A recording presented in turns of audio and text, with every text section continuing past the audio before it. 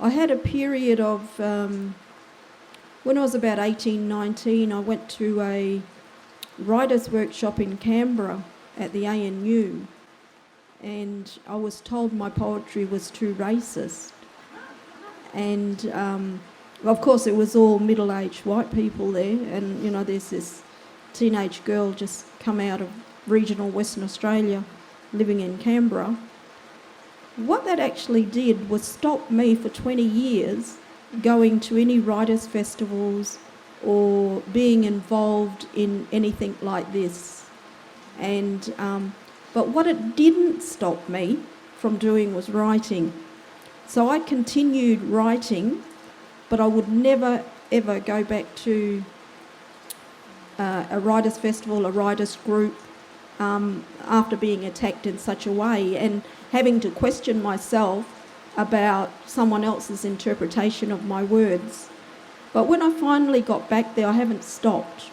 And I just talk. I don't only write poetry in books, I also do artwork and put text to that. And I just think writing is so powerful. The other thing I really like about writing is that people can go away and read it and think about it themselves. They can take their own interpretation and they can pull that writing apart however they want, wherever they want, without being confronted or feeling like being attacked or made to feel guilty about something, which was when I was younger. When people did approach me about their feelings to try and make me own it, that was really hard to deal with the writing. But as I got older, I realised that my writing and the way you interpret it doesn't belong to me. Your interpretation is yours. So I tell people now, through writing, through telling stories, that's your business. If you hand it to me, I'm giving it back to you, because I don't want to own your interpretation, and I don't want you to make me feel in a certain way, because that's not my responsibility. But yeah, writing I find is I really love poetry. I mean, I don't know. It's something I really do really enjoy, and really writing. Yeah. Thank you. Thanks. I might actually jump a little bit, if that's all right, and actually draw in Noëlle. And again, like Charmaine, I might ask you just to read something from your work, because I think it's sort of hearing the voice of the text is a really nice way to enter the intimacy of their work as well. Okay. A weed is the opposite of being a tourist, because it's at home wherever it lands. Circeum Orcada's diaspora. They came in clod and sod with empire, followed inroads made by spade and plough. Planned by no one, thistles flower along the edge, dust mops of purple that clasp the light, a lyrical sacrilege. Later come seeds full of purpose. Brush them with a boot or a skirt hem, and they're instant migrants, off in search of new ground, leaving behind skeleton stalks that conjure dark medieval mysteries. Tough and bristly, thistles are outsiders, rocking up on frontier land, putting down roots and sending up buds which once upon a harder time than now were cooked and eaten. Gate crushers and flora non grata most, but the odd species jump the fence to join the Agassiogygophytes, a gang of botanical escapees.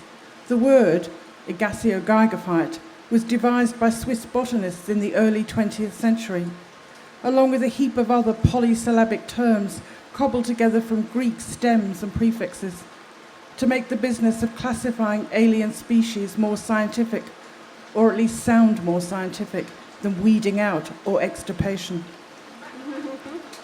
Thank you. I think that gives you a bit of an insight into the book and the sort of the layering, the rich layering of the languages. And it's not just scientific languages, but it's the language of law, the language of war, and all of the kind of the things that we do with language to justify certain action or to sort of make sense of things that are really quite nonsensical in a way. There's a quote in the Book of Thistles which I like, and there are many that I like, but I think this one speaks directly to today's theme, and it is: Aboriginal nations, Afghan Cameleers, the Yellow Peril, post-war refugees, asylum seekers sent to offshore detention centres, Australia's villains change shape. Scapegoats and pariahs may eventually be redeemed, well, some of them, but Anglo-Celtic Australia is always the storyteller, forever and ever, plying a narrative with itself as the protagonist. So I want to ask you to speak to that, and with your own work in mind and the Book of Thistles, do you see that as a process of restoring? I think in a way, I think what kind of first drew me to thistles was defiance. That thistles they're vagabond plants and citizens of everywhere. There's about over 350 species of thistles, plus a whole lot of other plants that get called thistles that botanically aren't but look a bit prickly. Australia actually has some native thistles, but we wouldn't recognise them as thistles because they haven't got any spines or spikes.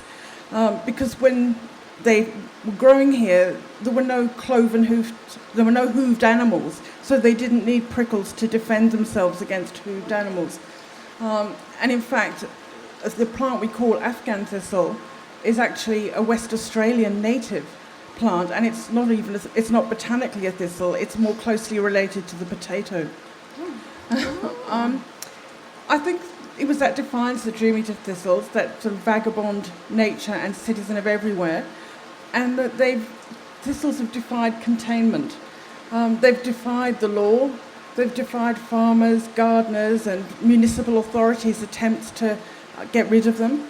They've defined humankind's desire to eradicate them or to confine them or contain them.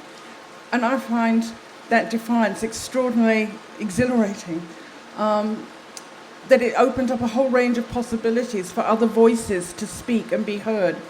I was particularly interested when I was working on this book on looking at the voices that were excluded from the national narrative, from the mainstream record. So I was looking at the voices particularly of women, of migrants and the marginalised. And thistles seem to exemplify that a bit. Thistles were actually the first plant, as far as I can ascertain, anywhere in the world to have a law passed against them. And that was South Australia's Thistle Act of 1851. Thistles were they got into the wool that was Australia's main export at the time. So that was partly why the laws were passed by the landowners. But there was also, I think, as well as that agricultural reason, I think there was also a deep anxiety on the part of settlers about thistles. That thistles were the unwanted, the outcasts, the riffraff, the discards. And I think that some of those settlers worried that they too were the riffraff and discards of empire, as banished to the other side of the world. So I think they played into that. I'm not a botanist. I was interested in the social and cultural life of thistles and how the stories that were told from thistles. And also I think that, to come back again to the defiance. I keep coming back to thistles' defiance. And I think at a time in the world when so many tasks are outsourced to other entities, or writers are told to call ourselves a brand, or a term I absolutely loathe, the content provider. I think that in this age, the act of putting words on paper, of putting words on a screen, is in itself an act of tremendous defiance. Thank you, that absolutely. And would you agree then that it's not so much restoring, or that the stories like Charmaine are already there? It's about actually It's about teasing them out and saying that we can tell a different story by looking at these particular plants, which are incredible survivors. It does really change your perspective of thistles. So Roanna, I'd like to draw you in now actually as well. And again, we might start with a reading from the permanent resident. I thought I'd just read the first page of the first story. I have to say this is not autobiographical, even though it's written in the first person. I broke up with my boyfriend because he was repeatedly unfaithful to me. So I left Bombay and got myself a job as a copywriter in Dubai. I was restless there, surrounded by real gold, fake snow, and men who looked but would not leap.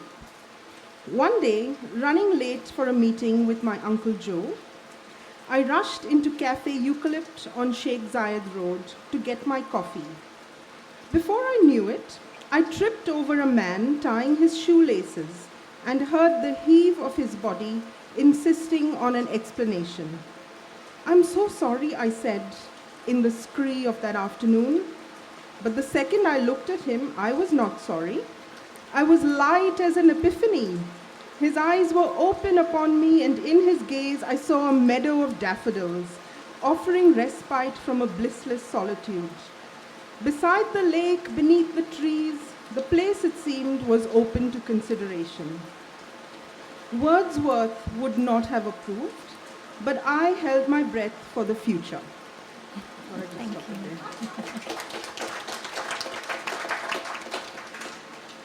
So the collection, The Permanent Resident, predominantly tells the stories, or many stories, of Catholic Indian migrant communities in Australia.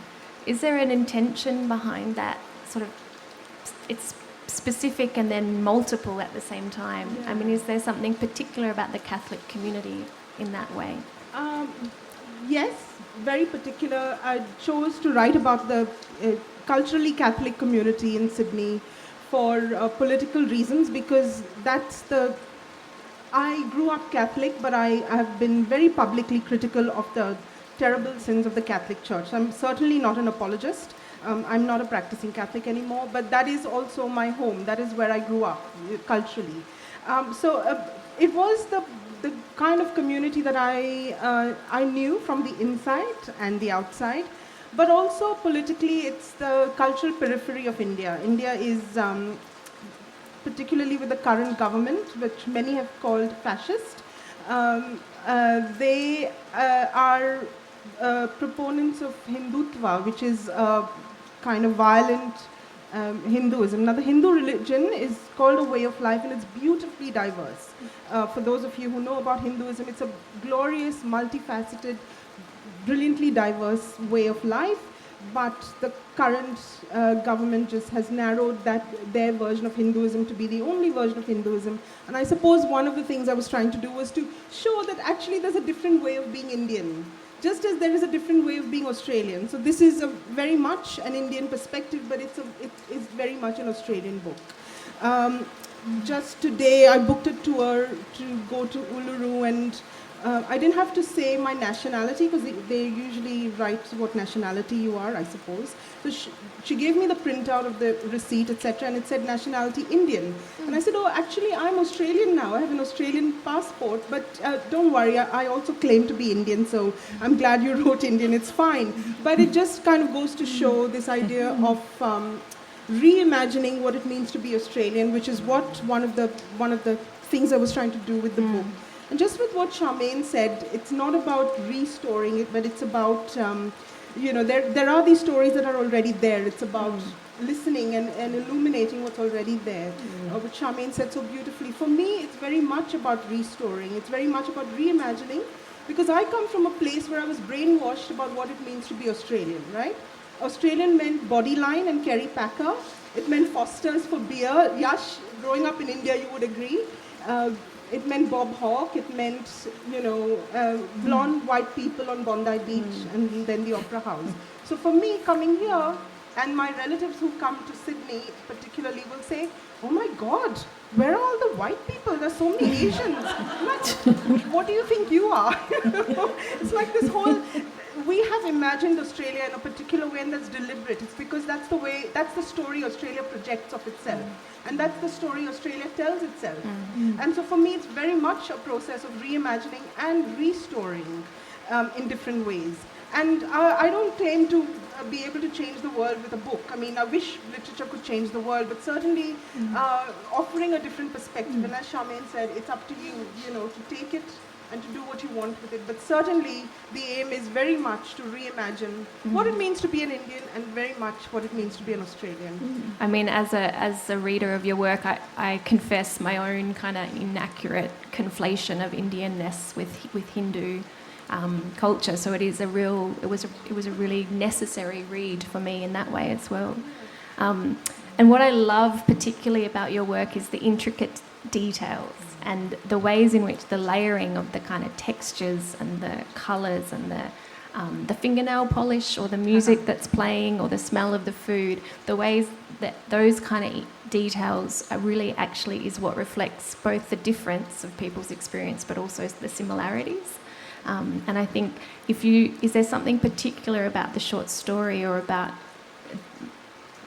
that form that allows you to present the multiplicity within an Australian, Indian migrant experience? Yeah, thank you so much. I really appreciate that question about craft and technique, which writers like me, we get asked about identity, which is fine. I'm happy to talk about identity. But white writers are often seen as the ones with the imagination, and we're the ones with the identity, the multicultural ghetto. But thank you. It takes it takes a lot to write a book, any book, and it takes a lot of skill. And thank you for looking at the way the stories have been put together, which is there are a lot of flaws in this book. I read them and I go, I wish I could change this. And all the writers in the room would know what I'm talking about because the work is never finished, as we know. But I also feel that what I've tried to do is to use the tools that we have, that literature affords us as writers. Our tools are adjectives, nouns, verbs, different ways of arranging phrases and words on a page, working with time and chronology, duration, working with tense, working with perspective. So those are the tools that I've used to actually present. I've tried to present a freshness of perspective and freshness at the level of the sentence as well, through the freshness of observation, really, and metaphor. You do so your craft is exceptional because there's something also in the stories where you think, and maybe that's again about bias or stereotype, but you think you're on the same page with someone, and then Roanna will just do this thing and pull the rug out from under your feet, and you sort of you countered. Your expectations are actually countered with something quite unexpected. So it's beautiful. Now I'm just gushing. So I'd like to also bring in Leni, of course. It's a big panel with 4 people, so I really want to make sure you hear enough from everybody. But Leni's beautiful work will speak for itself, and she's going to read from it.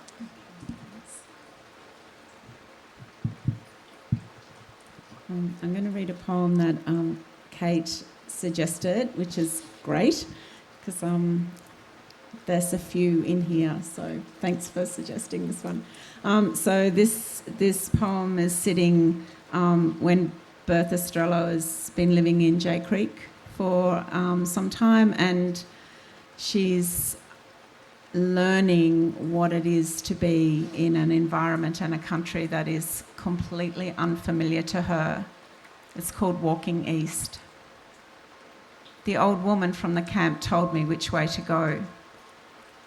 Back over the hills and into the valley before the rangers.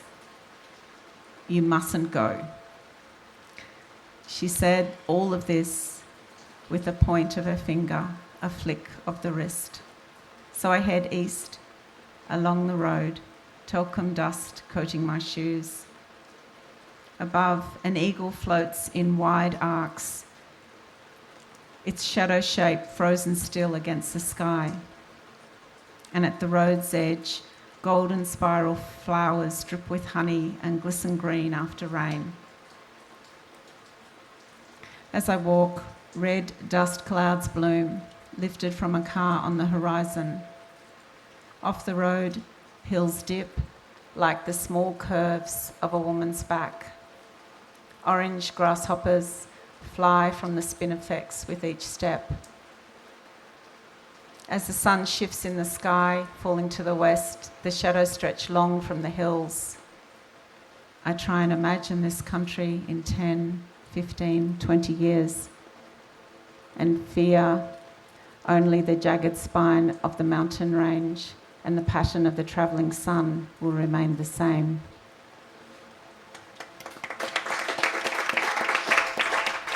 So, for those who don't know, the verse novel is a kind of reimagining of Bertha Strello's perspective. And do you want to talk a little bit about that process? And is it a process of restorying for you? Is that how you perceive that project? I suppose the writing of the story was always going to be in poetry, and so in a way it was the form that was capturing her voice. Her voice had been pretty much silenced, I suppose, in the space of her husband's work, and the vast quantities of writing that he produced in diaries and books, and there's a Strello Centre in Alice Springs for people who don't know. So he does have a vast amount of work, and that in a way was what interested me in the woman who held the same surname as him. Was I lived down the road, I still do, live down the road from the Strello Centre, and knew nothing about her, and so to spend some time in a space where people also at the Strello Centre acknowledged that this woman had contributed majorly to the work of the man, and had made some inroads into producing some work that told a little of her story, meant that I got sort of access, and that's really what spiked my interest. And I thought, I need to know more about this woman who was completely, any information about it was completely unknown to me.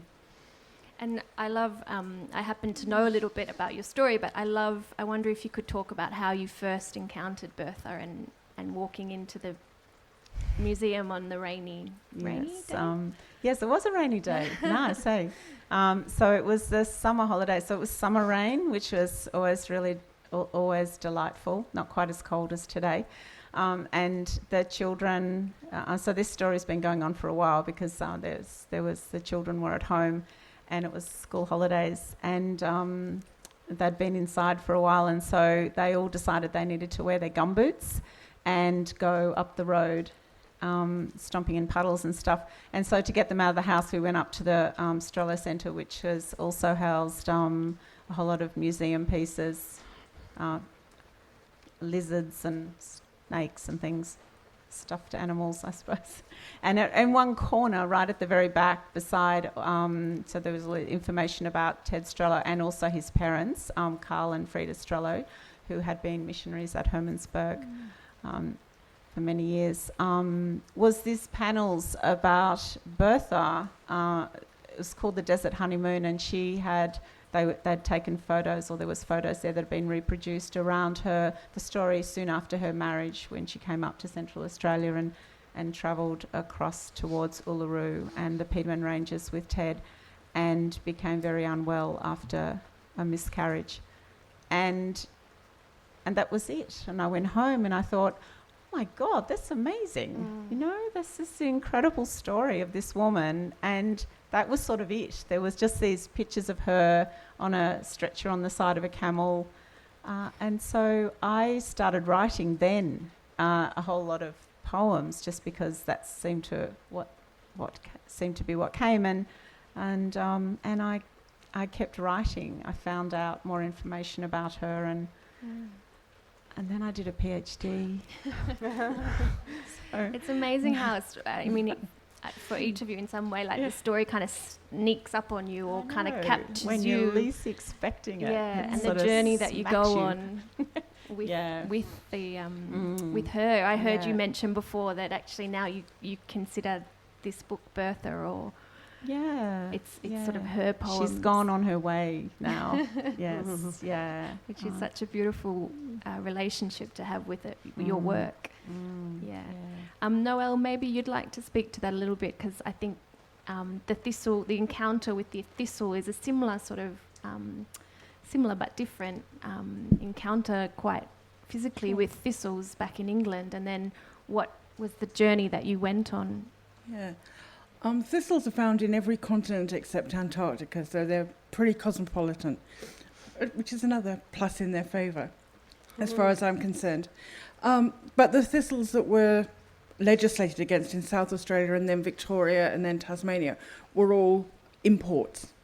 So I was thinking about the kind of language that was used with plants, alien invaders. That's not a neutral term.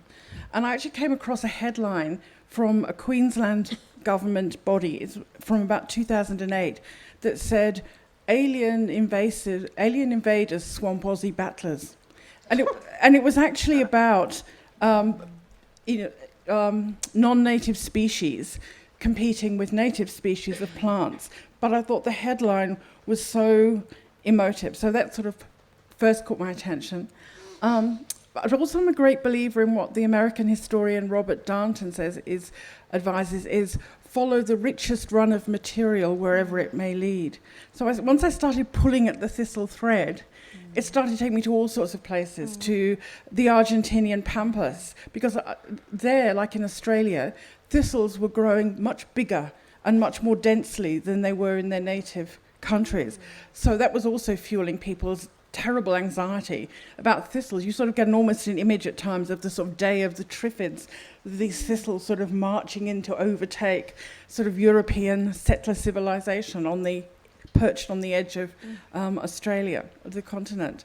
So I suppose that's sort of where it came, of just following it and seeing where it led. And also because I was really interested in creating a polyvocal text. I was really interested in restoring voices and perspectives and points of view to the story of thistles. As a sort of migrant from England with my own anxieties about belonging and distance, I was really drawn to the thistle, and my own background in England is not British either. It's a mixture of Jewish and a whole lot of other things. So the cosmopolitanism of the thistle appealed. But it is that once you start pulling that thread, it takes you to all sorts of unexpected places. I mean, like artichokes, you probably all know this, but an artichoke is actually a thistle. I didn't know that. So, so there's quite a section in the book about food. And thistles, actually, you can eat almost any part of a thistle. Roots, buds, leaves. At different times, you wouldn't really want to go and eat those really heavy, prickly leaves, but early leaves you can actually eat, and they were humankind's survival food. And also some of the natives, there are actually stories of Indigenous Australians using thistles in their food preparation, both the native Sonchus thistle and imported Sonchus thistles. So, they've been important. And of course they're in the Bible, aren't they? Thistles and one pain shall it bring forward to you. So they come with sort of biblical curse, which is, of course you want to challenge that. Of course. There's an interesting word, you use the term story shards once in the book, and I just highlight it because that sort of really stood out for me, and it maybe speaks a bit to Roanna's kind of the minute detail, or the sort of the shards of and how you encounter them. And you also write that we have the tendency to imagine the past less vibrant. What is it, or what was it about following the journey of the thistle that allowed you to kind of imagine a more colourful past, or a more complex and layered past? I think it's some of that thing from that quote that you made early on about the sort of national narrative of European encounters with Australia is always Anglo-Celtic. And yet once you start looking at the archival records from early settlement, European settlement of Australia, you realise that it was a much more diverse bunch of people coming to these shores than Anglo-Celtic. So it was a little bit of that, but also that trying to restore some of those voices, or to sort of, sometimes in the archive or in your imagining, you can only find a little tiny bit, a snippet. There was a story of a terribly sad story of an Afghan cameleer who, in the 19th century, obviously had what we would now understand to be a psychotic episode, and he killed someone in Fremantle and was put on trial in Perth and hung. And that story, there's only a little bit of it that you could find. But of course, it sent me wondering about the nature, how the Afghan thistle got its name, about that whole history in Australia that we come across. So yes, story shards are often, you could only find a little bit of something. And it might lead to something else, but it might lead to a dead end. Yeah. I like that Charmaine mentioned bowerbird before, and I think probably each of you in different ways is a real bowerbird. And Charmaine, I wanted to talk, like both with Leni and Noëlle have a particular kind of relationship with the archive and the going to libraries and to researching in that space. But I loved what you said yesterday on your panel about archive for you being quite a different thing, if you wanted to speak to that. I was just listening to all the speaking here and thinking about when you first said about restoring and reimagining, and all those things sit over here from us, from the Yamaji story, because it was constructed by other people. So I guess it's their responsibility to reimagine and restory and put our stories in there. And I'm on a particular project at the moment called Alternative Archive, and people are creating artworks in response to this. And what I'm reminding, or even introducing actually, to a lot of non-Aboriginal people in Geraldton, through the work that me and my son are doing, is that the archives aren't just libraries, aren't museums, aren't government records, aren't just church records. The archives to us is the country, living people, the caves, the paintings, the songs, the stories, and these are just as important as going into a library and reading a book, and actually maybe even more important from our perspective. And trying to get people to understand that alternative archives, to think differently or to see from our perspective on knowledge and how knowledge is handed down. And it's been a really interesting journey because people are so, how can I say it, so conditioned into certain structures and ways of believing that the book and the library, the museum is the archive. So this alternative way of looking at things is, it's interesting to people's responses to that. We are all an archive within ourselves, our own stories that we don't, and our stories with people, because we don't live in a vacuum. We are not just ourselves in this little island. We're this archive where we're handing knowledge down, intergenerational knowledge. We're handing knowledge sideways to white fellas to reimagine and restory and that sort of stuff. That's kind of where I'm coming from when I talk about, well, I'm not quite sure, our story's always been there, but you've just not put us in it. Or you've just not, you've said Captain Cook discovered Australia, and you said that there was no one living here, and all those sorts of things. So you need to take on that responsibility to restory, include us. Yeah. Thank you. That's wonderful. So I suppose that leads into the sort of second part of the topic, and the question in the actual theme was, how far are we still from truly reflecting ourselves as a nation, or perhaps we should say many nations in this country?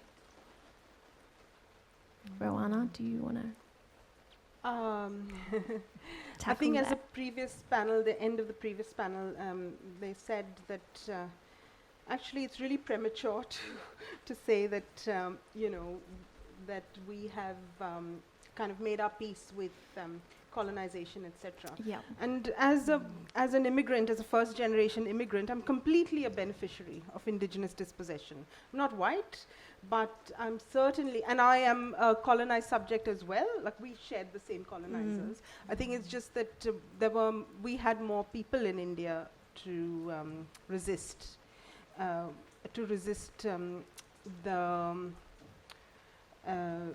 the horrors of colonization, although there were many horrors perpetrated upon Indians, but certainly nowhere near what has happened here. And so even though I come from a previously colonized country, when I come to Australia, I'm completely a beneficiary, and in fact a colonizer myself. And so I don't just say that lightly, but just to remind myself that we have a complete responsibility to center indigenous stories, not just include indigenous stories out of the goodness of our hearts, but really to center the indigenous story and then move on from there, you know. So yeah, that's just... Noongar writer Kim Scott has a really beautiful kind of idea, or suggests the possibility of a kind of shimmering nation state that is actually rooted in the many kind of nations and the many kind of local roots of sovereignties that are held in this country, and perhaps something that we could be working towards, and yet sadly seem not to be. Yeah, and this whole idea about multiculturalism, I mean, there were, more than 300 nations in Australia before colonization? So multiculturalism is hardly a new concept in the 80,000-year history of indigenous communities. So, you know, there's so much, like everything that we think we're doing new has existed, you know, the whole... the schism between mind and body, the Cartesian dualism is just... which has been critiqued, and people have moved on from there. Indigenous people already knew, you know, for 80,000 years or however long, that actually we're also connected.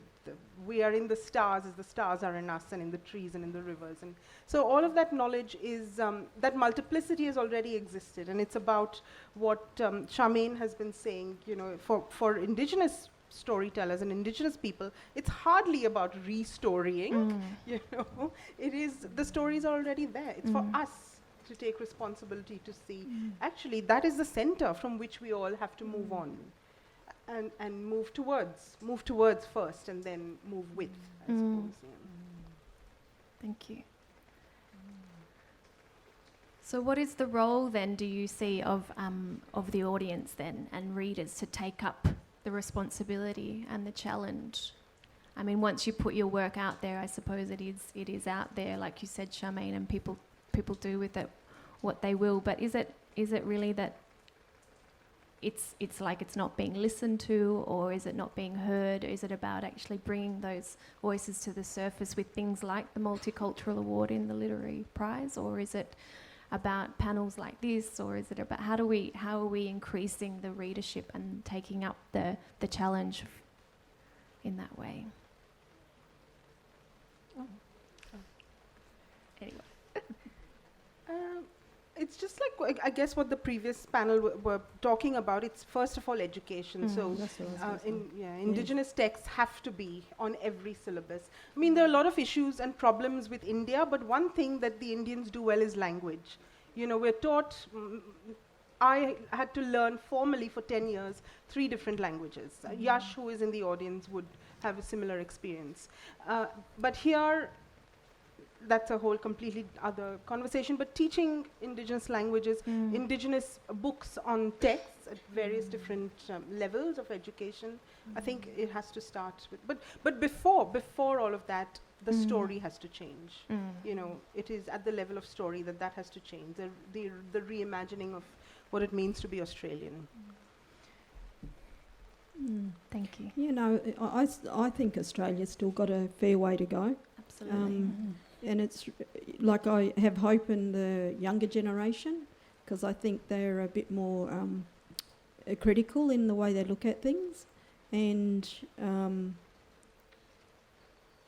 some older generations are too stuck in the ways that they've been taught, and especially if you come further away from the cities, and when you have people like Pauline Hanson and that Anning bloke around, and then social media really brings out a lot of the attitudes or opinions of people some say you can't take it seriously, but it does give a good indication of what someone will say when there's no one there to attack them or no one there to confront them. And you can read a lot of things into comments in that way. Like Australia, you know, reconciliation is a really good example where other countries have had reconciliation and the truth. But Australia didn't want to have that.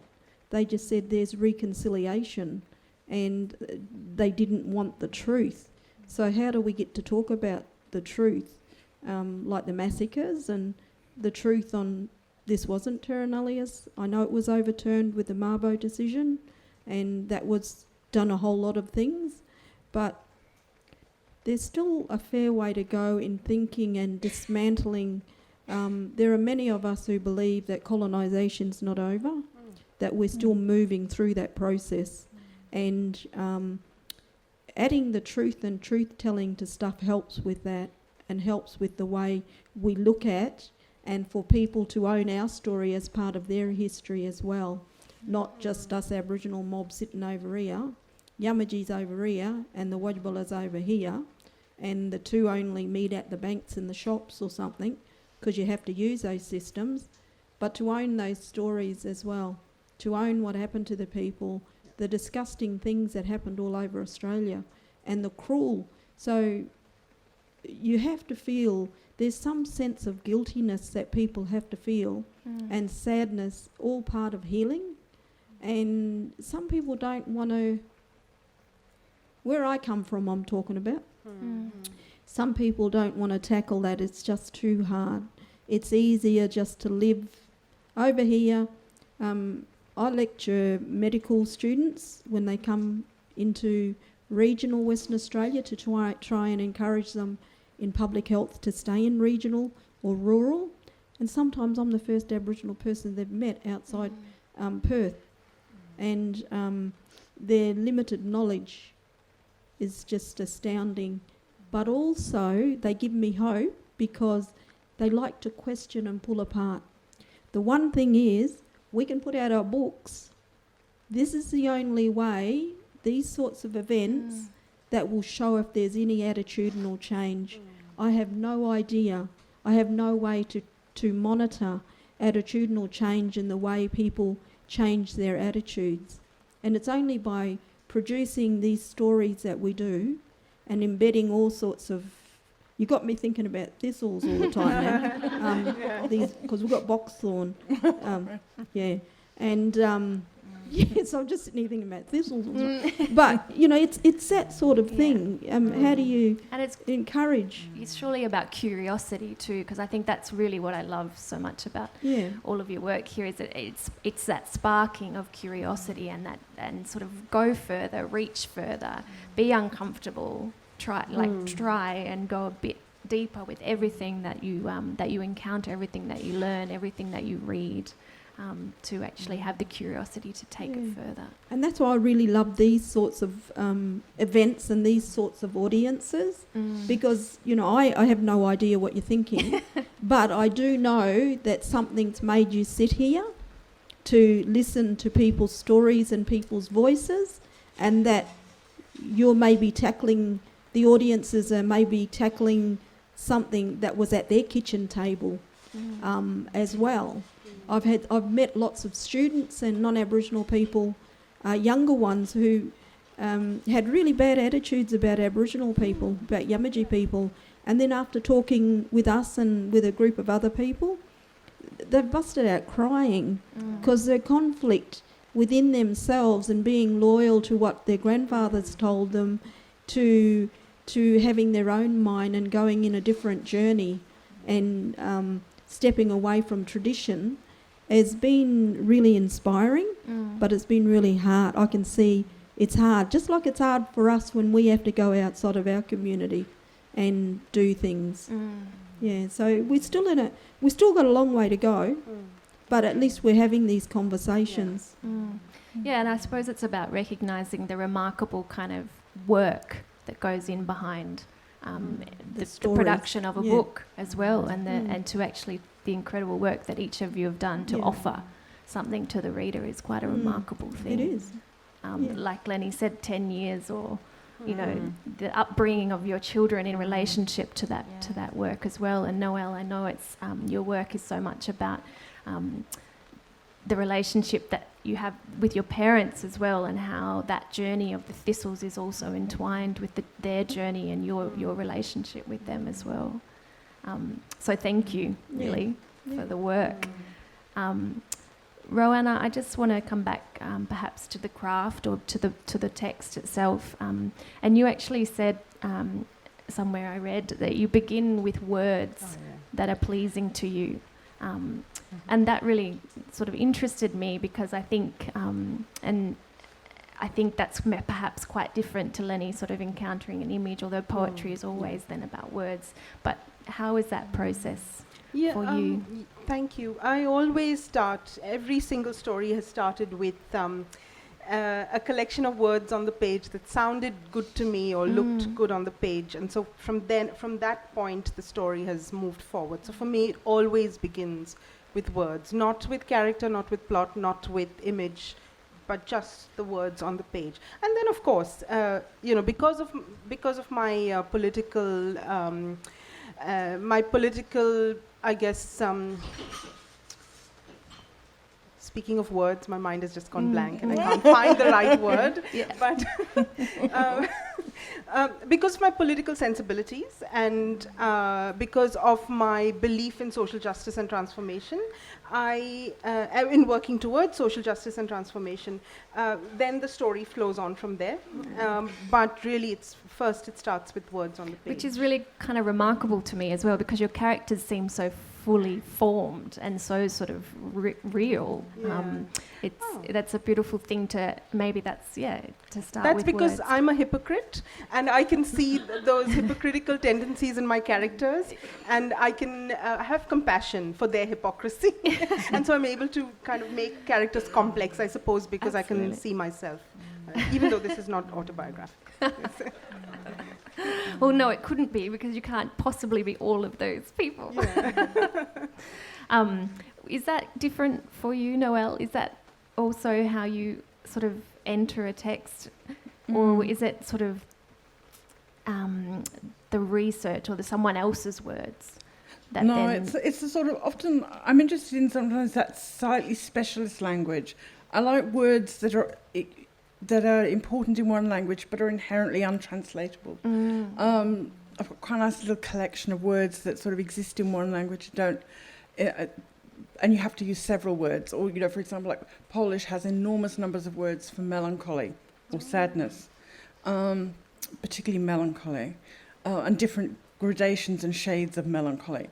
But often, like scientific language, there's sort of the kind of language that we use about weeds. I mean, the link between invasive plant species and migration is one that's made too easily and too readily. So partly I wanted to sort of pull that apart and interrogate that.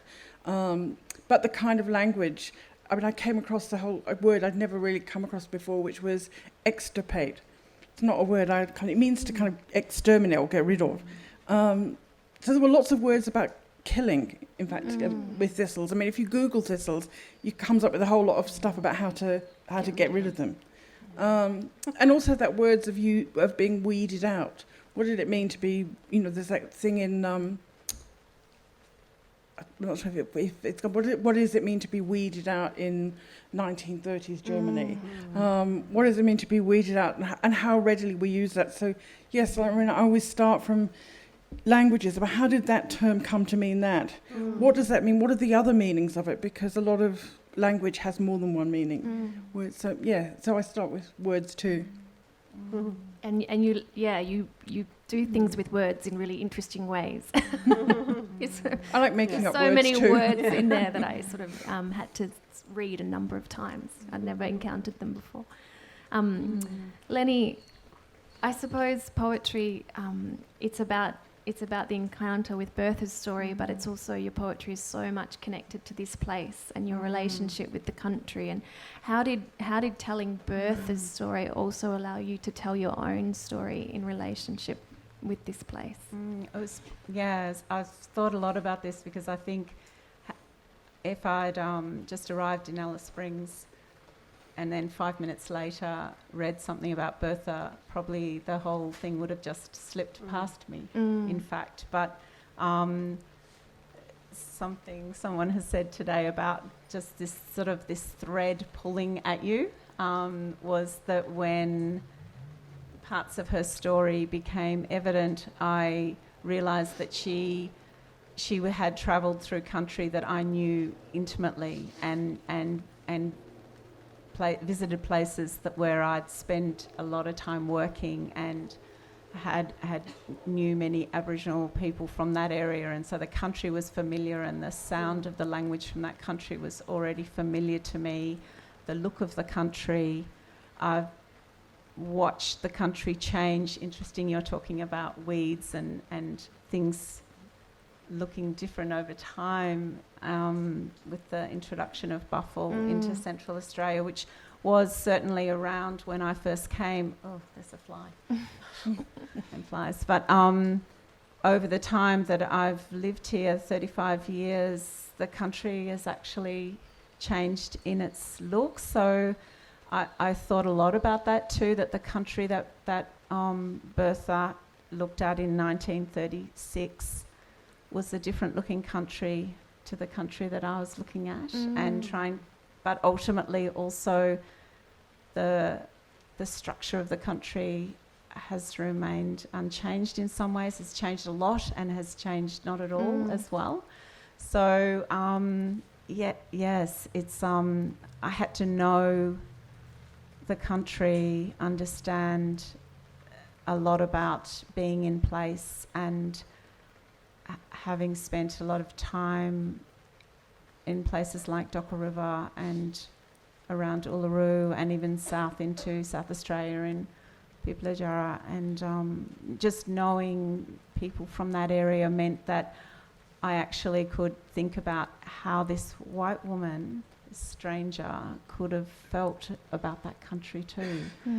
And sorry, that was a fly. And how odd. So amazing to me that there's flies and rain it's really at the weird. same time. Yeah, and how odd that must have been for her. And then imagining if she was, I am totally reimagining. I've no idea really, but how she embraced that and what she might have thought about that. A lot of it is probably my overlays and my restoring and stealing, quite possibly, which is sort of what happened here as well. So much stealing went on. Yeah. And I sort of have done the same. It's a bit disturbing, really, isn't it? Well, I don't know. Well, poetry, though, as a fiction, is also perhaps that's what it is. It is. All stories are always borrowing from stories. Poetry is always responding to other poetry, and I think what's so beautiful about your work is that it isn't the biographical details at the end really add this kind of intensity to the work, but it is a work of poetry and it is your reimagining. So it's not non-fiction in that way. Yes, and in a way I was thinking that her voice was pretty much silenced for many, for a long time. But by putting her in poetry, I've also made sure that that's the way it's going to stay. If you're not, sadly, for the numbers of people who read poetry is so small compared to the numbers of people who read biographies. Biographies are read by, they sell well, and so there's sort of an irony in a way by also putting her words or her reimagined thoughts into poetry. It holds her in a space in another way. Yeah, sorry, Bertha. And yet releases her in a different way, I think, too. It releases a different relationship with her story, perhaps, and the reader's relationship with her story is much more intimate, I would suggest. And yes, and I was never going to write a biography. No. I actually physically could not do that. I don't think so. By putting her into poetry, it means that there's also the metaphor of the sort of stepping across country, not the sort of intricate details of every single day or every single intricate thought.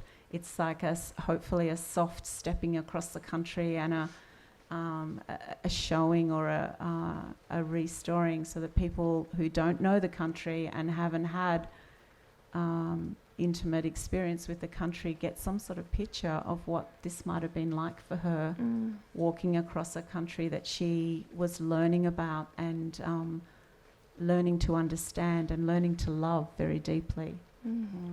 Thank you. We're fast running out of time for questions, I believe. So if you want to put your thinking hat on and have any questions for the four writers here.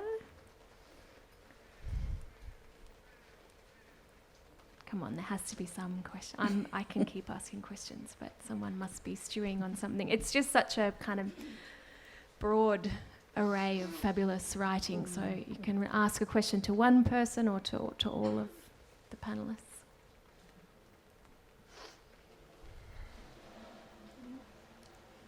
I guess in this sort of process of restoring, what do you do when you realise that a lot of stories and information have been completely lost or forgotten or destroyed?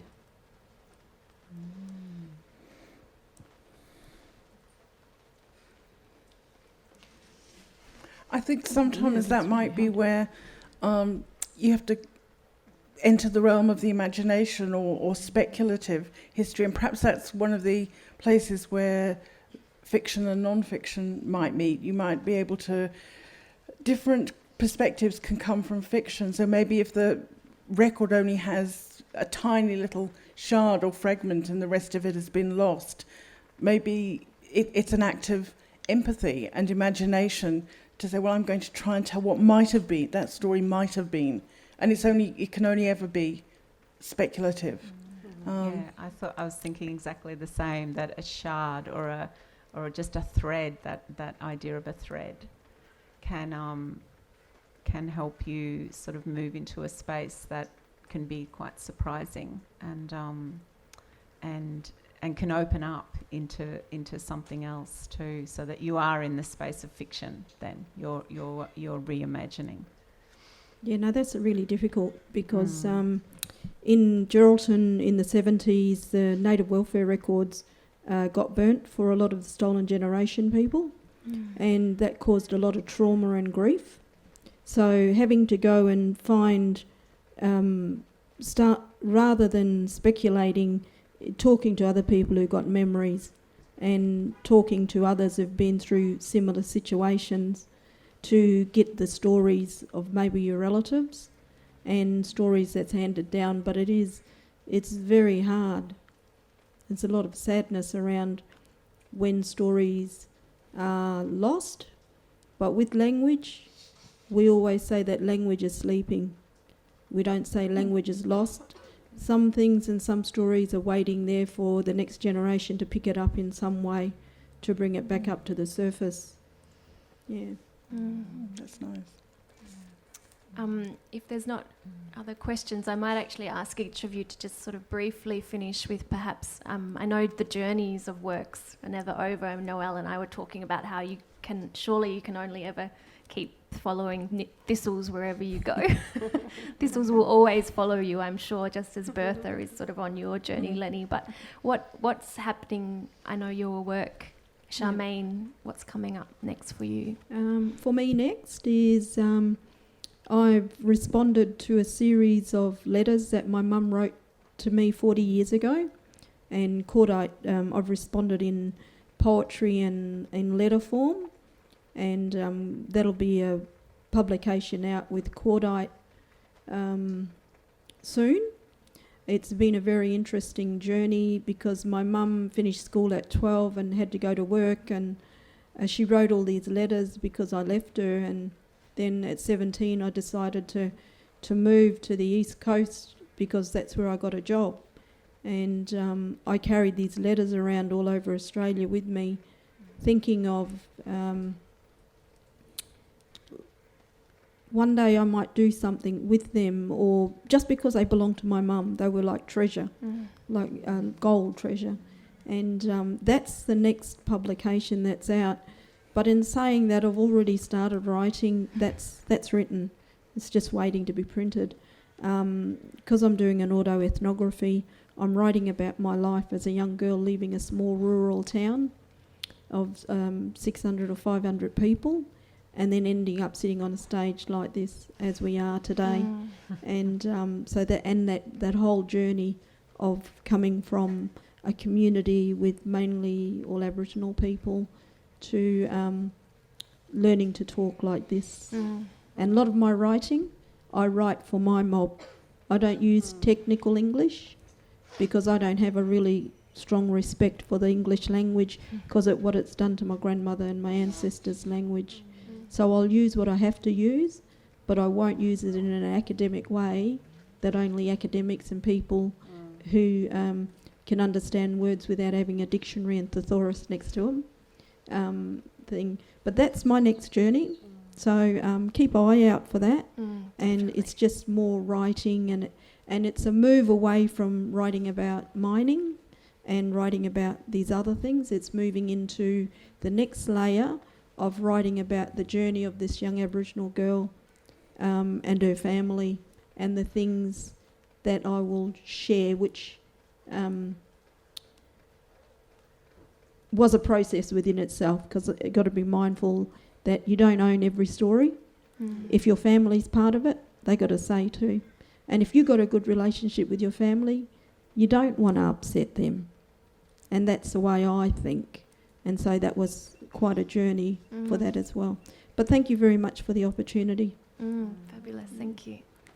Roanna? I'm working on historical fiction, just having a go at writing Australian history, which is very much part of the history of empire, but not from the point of view of the victors, but the point of view of the people who've been oppressed and whose histories have been silenced. So some of the things that have come up, the issues that have come up here have been quite useful to me, and I'm grappling with those very same questions of, how do I tell the stories that are not mine? How do I tell them ethically and respectfully?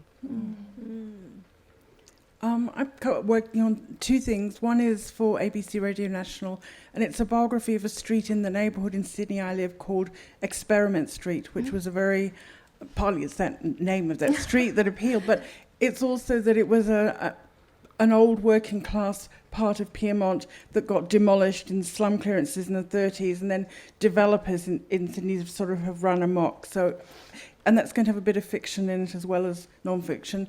And the other thing is, I really like writing comedy. And so my next play is called Devil Girl from Mars. And it's a sort of an LGBTQ perspective on 1950s sci-fi films and alien encounters and Martians. And because in Australia in the 1950s, there really was something called the Australian Flying Saucer Bureau. I'm not joking. Fabulous. I'm working on a verse novel called Malcolm, which I wrote some time ago, and I'm very excited that I will acknowledge Terry Ann White is in the audience, publisher extraordinaire from UWA Press. So thank you so much. Terry Ann is going to publish my second book in hopefully after October when I get my act together. So thank you for being so very patient. And so I'm working on that. Fabulous. I mean, it is interesting to me when you talk about uncovering voices and new voices and restoring and how important small publishers are, I think, in that space. And 3 of the 4 writers on the panel today are actually University of Western Australia Publishing, and I think... Four, sorry. And I'm employed by the University of Western Australia. And our publishers in the room today. And then also Mugabala Books and Cordite and What Lifted Brow are doing right now. Brow Books. I just think there's a really like amazing thing happening with small publishers that are supporting great voices. So we've gone a bit over time, and I'm sorry about that. So we want to thank everyone for coming to this panel and to this session, and to thank these 4 very, very unique and interesting voices. And thank you, Kate, for bringing it so seamlessly. Yes.